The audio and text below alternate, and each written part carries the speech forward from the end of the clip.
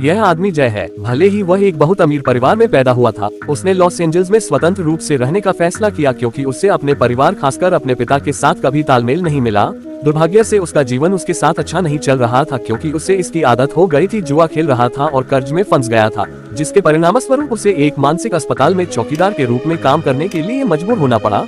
उस दिन जय एक बार में गया और गलती से विंसेंट नाम के एक अकेले शार्क से मिल गया। विंसेंट अपना कर्ज वसूलने की कोशिश कर रहा था, लेकिन जय ने कहा कि उसके पास पैसे नहीं हैं, ये सुनिश्चित करने के लिए कि वह झूठ नहीं बोल रहा है। जय के बटुए की जांच करने के बाद विंसेंट ने उसे शुक्रवार तक का समय दिया, अन्यथा वह अपने आदमियों से उसे मारने के लिए कहेगा। अगले दिन काम पर जय अपने सहकर्मी से पैसे उधार लेना चाहता था, लेकिन उसके सहकर्मी ने कहा कि उसके पास कोई पैसा नहीं है और इसके बजाय जय को सलाह दी कि वह घर जाए और अपने छोटे भाई जेरी की शादी में शामिल हो और फिर अपने सहकर्मी की सलाह के कारण अपने पिता से पैसे मांगे। जय ने अपने माता पिता को फोन करने और उन्हें ये बताने का फैसला किया कि वह अपने घर न्यू ऑर्लियंस जा रहा था। जय को फोन किया गया कि वह सबसे बड़े मानसिक अस्पताल में एक प्रशासक के रूप में काम करता है और उसकी एक खूबसूरत प्रेमिका है जो एक नर्स के रूप में काम करती है। ये सुनकर कि उसके पिता ने उससे अपनी प्रेमिका को लाने के लिए कहा था और जय को अपने झूठ के कारण उसका पालन करने के लिए मजबूर होना पड़ा। उसने सभी नर्सों से पूछने की कोशिश की काम पर उसके साथ बाहर जाने के लिए, लेकिन किसी को भी उसमें दिलचस्पी नहीं थी क्योंकि वे जानते थे कि वह सिर्फ एक शराबी था जिसे लंच ब्रेक के दौरान जुआ खेलना पसंद था। जय को डॉक्टर बर्लान नाम के एक डॉक्टर के कार्यालय में बुलाया गया था। जब वह वहां पहुंचा तो डॉक्टर बर्लान उससे नाराज थे। एक मानसिक रोगी को शराब के नशे में अनुचित पत्रिका देने के लिए उन्होंने जय को डांटने के बाद चेतावनी दी कि वह अब अपने रोगियों के साथ बातचीत न करे। डॉक्टर बर्लमैन अपने नए रोगी डेजी से मिले, जो एक ऐसी लड़की थी जो अपनी माँ की मृत्यु के बाद से कई दिनों तक उसकी देखभाल करती थी। वह डरी हुई थी और उससे डरती थी। माँ ने उसे परेशान किया। उसकी हालत के कारण उसे उस रात मानसिक अस्पताल में भर्ती कराना पड़ा। डेजी ने अचानक जय चिल्लाया जो पास से गुजरा। वह अचानक सीधे उसके कमरे में गया और उसे एक और मरीज मिला जो डॉक्टर होने का नाटक कर रहा था और हमलावर की पिटाई करने के बाद उसे दवा दी। जय ने बताया डेजी ने अधिक सावधान रहने की सलाह दी और फिर अस्पताल छोड़ दिया, लेकिन फिर उसे एहसास हुआ कि डेजी उसके पीछे आए और उसने कहा कि वह उसके साथ आना चाहती है। जय ने उसे अनुमति नहीं दी और उसे टैक्सी लेने के लिए पैसे दिए या अपने परिवार को बुलाया और फिर चला गया, लेकिन क्योंकि वह इसे बर्दाश्त नहीं कर सका,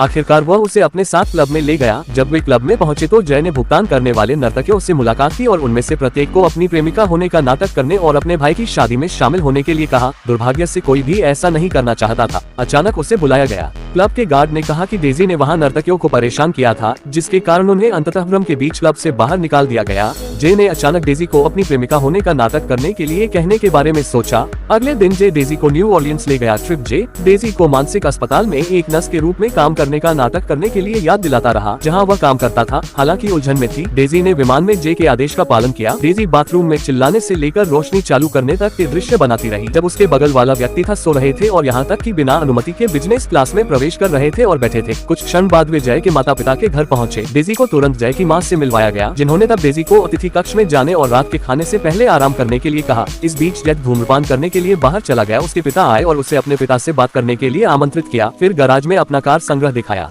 उसने उस दुर्लभ कार को भी दिखाया जो उसने उस रात डिनर के दौरान खरीदी थी। जेरी ने जय से उसकी वर्तमान नौकरी के बारे में पूछा। जय ने झूठ बोला कि वह एक व्यवस्थापक के रूप में काम करता है। ये सुनकर सबसे बड़े मानसिक अस्पताल में डेजी खिलखिलाने के अलावा कुछ नहीं कर सकी। जय ने ये भी कहा कि वह एक नया व्यवसाय शुरू करने जा रहा है और उसे अतिरिक्त पूंजी की आवश्यकता है। उसके पिता को जय की बातों पर संदेह था, लेकिन डेजी ने तुरंत उसके पिता को समझाने में मदद, जब तक कि वह अंततः उधार देने के लिए सहमत नहीं हो गए। उसके बाद जय ने उससे मदद के लिए धन्यवाद दिया। अगली सुबह जय को उसकी माँ ने जगाया क्योंकि डेजी ने अजीब तरह से बाथरूम की सफाई शुरू कर दी। ये सुनकर जय डेजी के पास गया जो बाथरूम में थी और पूछा कि वह ऐसा क्यों कर रही है। डेजी ने कहा कि यह था घर पर उसका दैनिक कर्तव्य। उसकी माँ हमेशा उसे काम करने के लिए कहती थी। यदि वह चाहती थी कि उसे अचानक से प्यार किया जाए तो डेजी ने अचानक स्वीकार किया कि उसने अपनी माँ की हत्या कर दी है, जिसे सुनकर जय की मौत हो गई। कुछ क्षण बाद शादी समारोह से पहले गलती से डेजी को दो आकर्षक पोशाकें पहने हुए देखा और उसे अपनी अलमारी में रखी पोशाक को बदलने के लिए कहा, जिससे जय का दिल धड़कने लगा जब उसने उस रात डेजी की उपस्थिति देखी। समारोह अंततः शुरू हुआ, लेकिन डेजी ने एक बार फिर जय को चौंका दिया जब उसने घुटनों के बल बैठकर फूल उठाए, जिसे जानबूझकर गलियारे में बिखेर दिया गया। जय को उसे खुद को शर्मिंदा होने से रोकना पड़ा। इसके बाद डेजी इधर उधर घूमी और शादी में मौजूद लोगों से मुलाकात। जब उन्हें पता चला कि डेजी जय की प्रेमिका थी तो उन्होंने तुरंत उसके बारे में बुरी बातें कहना शुरू कर दिया। जय को ये तथ्य पसंद आया कि जय एक खिलाड़ी था जो किसी की पत्नी के साथ सोया था और एक भारी शराबी था। कुछ क्षण बाद डेजी जय से मिली और उससे नृत्य करने के लिए कहा। वे फिर बॉलरूम में गए और उत्साह से एक साथ नृत्य करना शुरू कर दिया। जब वे नृत्य का आनंद ले रहे थे तो जय की माँ पास आए। उन्होंने जय को अपने साथ खींच लिया, जबकि डेजी को जय के पिता के साथ नृत्य करने के लिए आमंत्रित किया गया था। तभी जय के पिता ने उससे जय की वास्तविक नौकरी के बारे में पूछा, लेकिन डेजी उसे यह बताने में अनिच्छुक थी कि वह उस पर तब तक दबाव डालता रहा जब तक कि वह अचानक इस घटना के कारण घबराहट के दौरे के कारण बेहोश नहीं हो गई। उसके पिता कहते रहे कि डेजी को अस्पताल ले जाना चाहिए, लेकिन जय ने मना कर दिया और कहा कि डेजी ठीक ठीक है। आखिरकार जय अपने पिता की बकबक से तंग आ गया और आखिरकार उसने सच बता दिया कि वह सिर्फ एक मानसिक अस्पताल में सफाई कर्मचारी था और डेजी थी वहाँ बस एक मरीज था, जिससे उसके पिता तुरंत नाराज हो गए। जय और डेजी घर पहुँचने के साथ ही वहाँ से चले गए। जय को एहसास हुआ कि वह उड़ान नहीं ले सकता क्योंकि डेजी एक मानसिक अस्पताल की मरीज थी। जय को जाने के लिए अपने पिता की नई कार लेने के लिए मजबूर होना पड़ा। उस रात वे दोनों न्यू ऑरलियंस से वापस लॉस एंजल्स लौट आए। यात्रा के दौरान डेजी बड़बड़ाती रही और कार को देखकर आश्चर्यचकित थी। इससे जय और भी अधिक तनावग्रस्त हो गया। अंततः जय ने डेजी को स्टेशन पर छोड़ने का फैसला किया। जय ने कहा कि वह किसी को बुलाएगा और बस चला गया। उसके लिए इससे भी बुरी बात यह थी कि स्टेशन पर डेजी को अकेला छोड़ने के बाद जय ने कार बेचने की योजना बनाई, लेकिन जब उसकी कार को अस्वीकार कर दिया गया क्योंकि उसे सड़क पर चोरी होने का संदेह था, तो जय को डॉक्टर बाटलमैन का फोन आया जो उससे नाराज था। अपने मरीज को ले जा रहा था, लेकिन जय बहुत नाराज था और उसने फोन काट दिया। उसकी नजर अचानक डेजी के जूतों पर पड़ी जो उसकी कार में छूट गए थे। इससे उसे दोषी महसूस हुआ और उसने मुड़न का फैसला किया। इस बीच डेजी ईमानदारी से जय के लौटने का इंतजार करती रही जब तक कि रात नहीं हो गई। सुरक्षा गार्ड ने उसे इतनी देर तक अकेले बैठे देखा कि उसने मदद करने की पेशकश की, लेकिन डेजी ने ये कहकर स्पष्ट रूप से इनकार कर दिया कि वह देर रात अपने प्रेमी का इंतजार कर रही थी। डेजी ने सुरक्षा गार्ड के पास जाने का फैसला किया और उससे उसे घर ले जाने के लिए कहा, लेकिन अचानक उसने जय का प्रतिबिंब देखा और देखा ये निश्चित है कि जय वापस लौट आया था। इससे वह तुरंत रोने लगी। अगले दिन जय डेजी को सुपरमार्केट में ले गया और उससे खरीदारी करने के लिए कहा, जबकि वह धूम्रपान करने के लिए बाहर इंतजार कर रहा था। जैसे ही उसने एक पुलिस कार को अपने सामने से गुजरते देखा और तुरंत सुपरमार्केट में चला गया डेजी को वहाँ से ले जाए जहाँ पुलिस ने जय और डेजी को भागते देखा। वह तुरंत उनका पीछा करने के लिए अपनी कार के पास गया। वे कार का पीछा कर रहे थे और जय उस रात राजमार्ग पर पुलिस को चकमा देने में कामयाब रहा। जय ने आराम करने के लिए रुकने का फैसला किया क्योंकि डेजी के जगाने के बाद डेजी कुछ देर तक कार नहीं चला सकी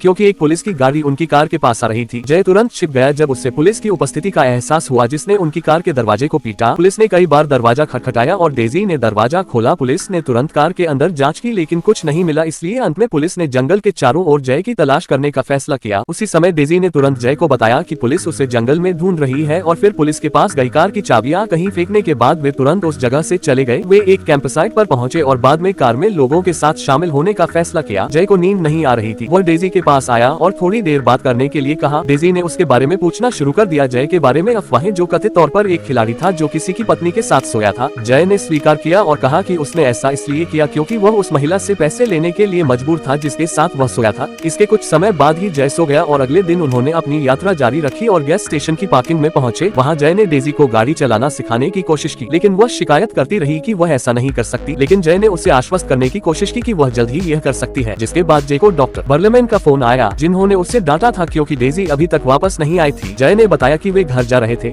डेजी ने गलती से बातचीत सुन ली और वह जय पर इतनी क्रोधित हुई कि उसने फिर कार ले जाने की कोशिश की। उसने कार को कुचल दिया और जय ने जैक को शांत करने में उसकी मदद की। डेजी को एक रेस्तरां में ले गया और डेजी को होने वाली समस्याओं के बारे में पूछा। डेजी ने कहा कि एक रात वह अपनी माँ को चिल्लाती और डराती हुई सुनती रही, इसलिए वह उसे देखना नहीं चाहती थी। लेकिन पता चला कि उसकी माँ बिना किसी स्पष्ट कारण के मर गई थी और अचानक वह उसे अस्पताल ले जाया गया। भले ही वह ठीक थी, लेकिन जब उसने सुना कि जय उसे वापस अस्पताल ले जा रहा है तो वह डर गई। ये जानकर जय ने वादा किया कि वह उसे वापस अस्पताल नहीं ले जाएगा। पुलिस, जिसने जय के ठिकाने का पता लगा लिया था, तुरंत उस स्थान पर गई और उसे गिरफ्तार कर लिया। जय की गिरफ्तारी की खबर अंततः उसकी माँ के कानों तक पहुँची। इससे माँ बहुत क्रोधित हो गई और पिता से निराश हो गई, जिसने ये सुनकर अपने बेटे को इसकी सूचना दी। जय के पिता अगले दिन चिंतित हो गए। अंततः उसे जेल से रिहा कर दिया गया, लेकिन वह इस बात को लेकर असमंजस में था कि उसे किसने जमानत दी थी। अचानक उसने पीछे मुड़कर देखा और महसूस किया कि ये उसके माता पिता ही थे जिन्होंने उसे जेल से बाहर निकाला था। उस दोपहर जय अपने अपार्टमेंट में लौटा और जब उसने देखा कि उसके अपार्टमेंट में ताला लगा हुआ है तो वह हैरान रह गया। नष्ट हो गया था। जब उसने खिड़की से बाहर देखा तो विंसेंट के आदमी उसका इंतजार कर रहे थे और उसे पीटने के लिए तैयार थे। यह महसूस करते हुए जय अस्पताल की ओर भागा, लेकिन जब वह अंदर जाने वाला था तो डॉक्टर बाटलेमैन ने उसे रोक दिया। इसलिए उसे अस्पताल छोड़ने के लिए मजबूर होना पड़ा। अपने जीवन से तंग आकर और अपना जीवन जीने का उत्साह खो चुका था, इसलिए उसने ट्रेन की पटरियों पर अपना जीवन समाप्त करने का फैसला किया।